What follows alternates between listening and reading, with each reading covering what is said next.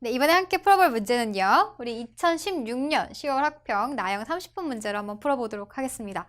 네, 여러분들이 30번이라고 해서 막 그냥 시도도 안 해보고 이 문제 그냥 해설 강의 듣고 말아야지 이러면 안 됩니다. 여러분 이 문제 굉장히 이제 소중한 문제잖아요. 기출문제이기 때문에 그래서 반드시 한번 시도를 해보시고 그리고 나서 선생님 풀이랑 이제 비교를 해보는 걸로 그런 식으로 활용을 하셔야지 여러분한테 훨씬 더 효과가 있을 겁니다. 네, 일단은 이제 꼭 부탁드리고요. 만약에 지금도 선생님이 저 그냥 듣고 말래요 이런 친구도 있으면 안 돼요. 한번 꼭 껐다가 도전하시고 다시 듣길 바랄게요. 일단 문제부터 한번 읽어보면은 지금 A학급이 지금 수학경시대회를 나갈 거래요. 근데 이제 A학급에서 3명, B학급에서 3명, C학급에서 2명 이렇게 이제 뽑았는데 자, 같은 줄에 바로 옆에 같은 학생이 절대로 앉으면 안 된대요.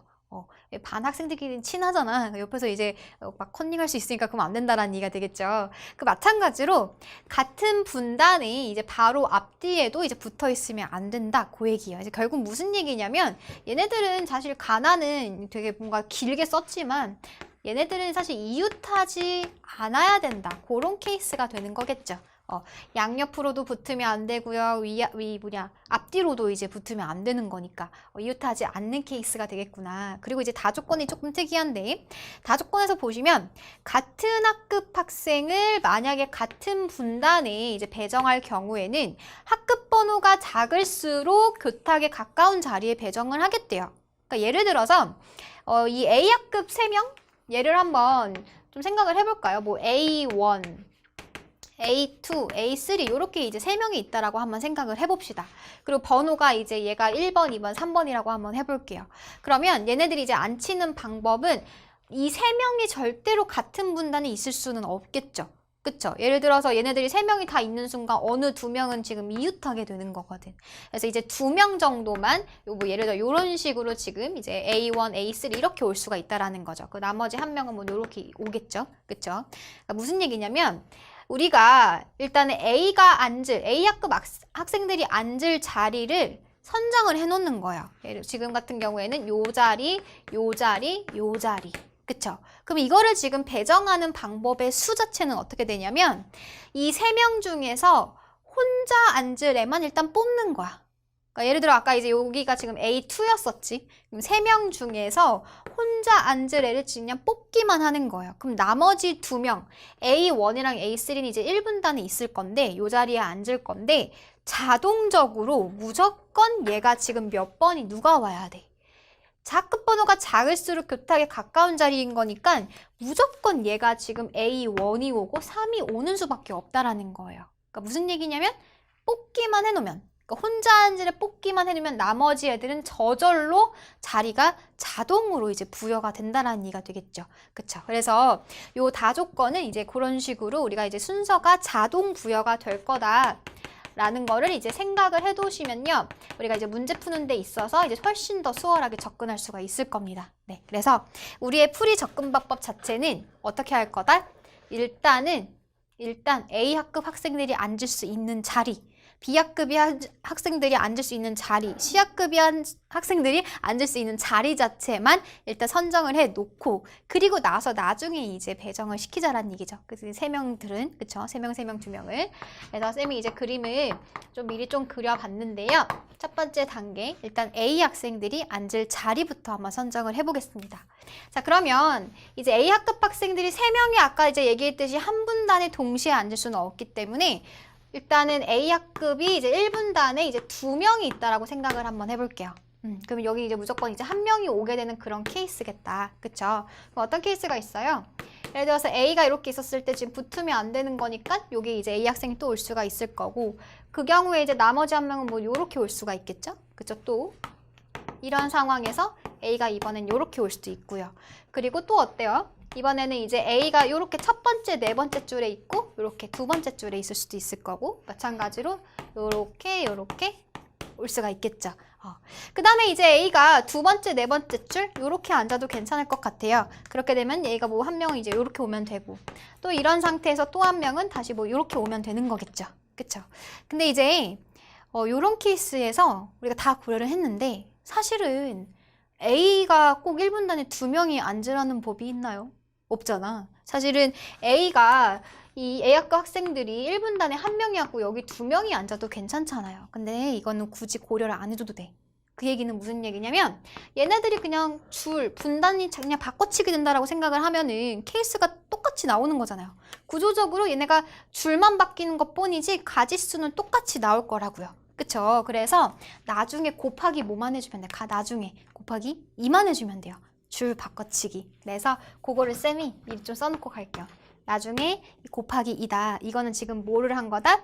얘는 이제 A학급 학생들이 이제 분단이 체인지가 된다라고 생각을 하시면 될 것 같아요. 즉 이제 1분단에 이제 1명이 있는 상황이다라고 생각을 하시면 됩니다. 내가 까먹을 수 있으니까 이제 꼭 크게 써놓고 그리고 이제 한번 또 따져가 볼 건데 자, 이 중에서 이제 쌤이 이제 6가지를 그렸는데 이 6가지를 다 또 구해야 되느냐 그것도 문제인 거죠. 사실 많단 말이야. 그쵸?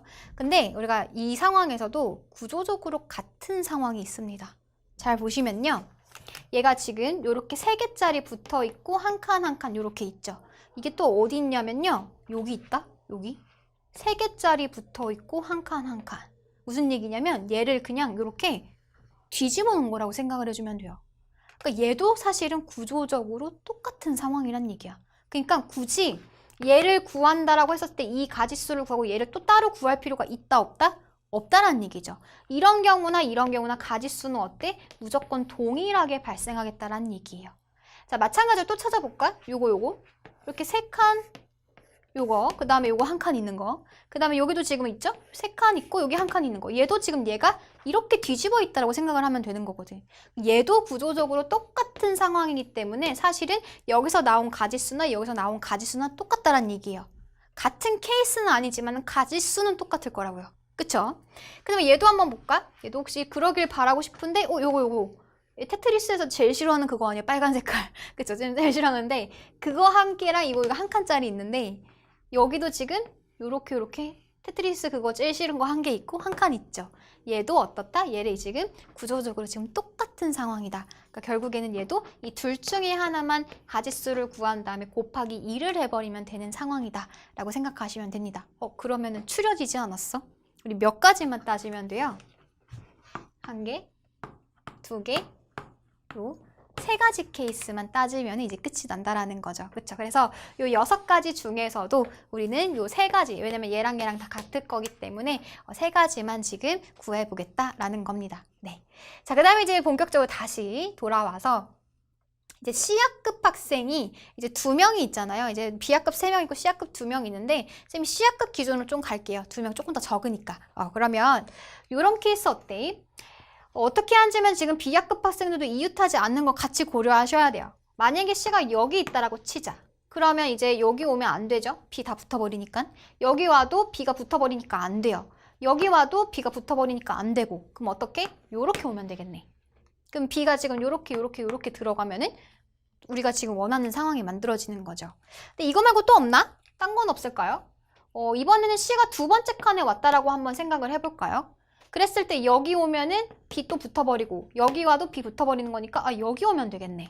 그치? 그러니까 이거 쌤이 케이스를 좀 분리시키기 위해서 이게 첫 번째 케이스 얘를 뭐 이제 2번째 케이스 이렇게 세팅을 해놓을게요. 괜찮죠? 그 다음에 또 C가 만약에 그럼 요 3번째 줄에 오게 되면은 그러면은 여기 오면 되는 거 아니야? 그러면 B가 또 다 떨어뜨려서 앉을 수 있잖아요. 그러니까 얘도 괜찮겠다. 그쵸? 근데 다시 이제 얘를 고려하는 순간 다시 또 돌아가는 거니까 요렇게 지금 3가지 케이스가 있겠구나 라는 걸 알 수가 있습니다. 자, 근데 이 3가지가요 다 같은 3가지는 아니에요. 무슨 얘기냐면 우리가 이 지금 C 첫 번째 케이스 C1 같은 경우에는 C 학급 학생들이 지금 어때? 같은 분단에 앉게 되는 케이스죠. 근데 이 2번째 케이스라든지 3번째 케이스는 C학급 학생들이 지금 따로 있는 케이스예요. 그래서 얘를 3가지다 라고 적지 말고 분리를 시키자고. 어떻게? 1가지 플러스 그리고 나머지 2가지.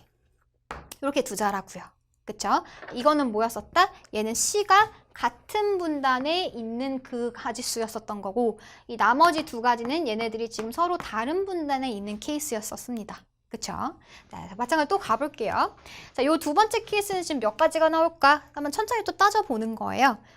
이번에는 C가 뭐 요렇게 있다라고 쳐볼까요? 그러면은 이제 여기 오면은 절대 안 되죠. 그 다음에 여기 와도 절대 안 되고 여기 오면은 또 B가 또 붙어버리는 거니까 안 되고 얘도 안 돼요. 그쵸? 그러니까 여기가 지금 C가 오면 안 돼.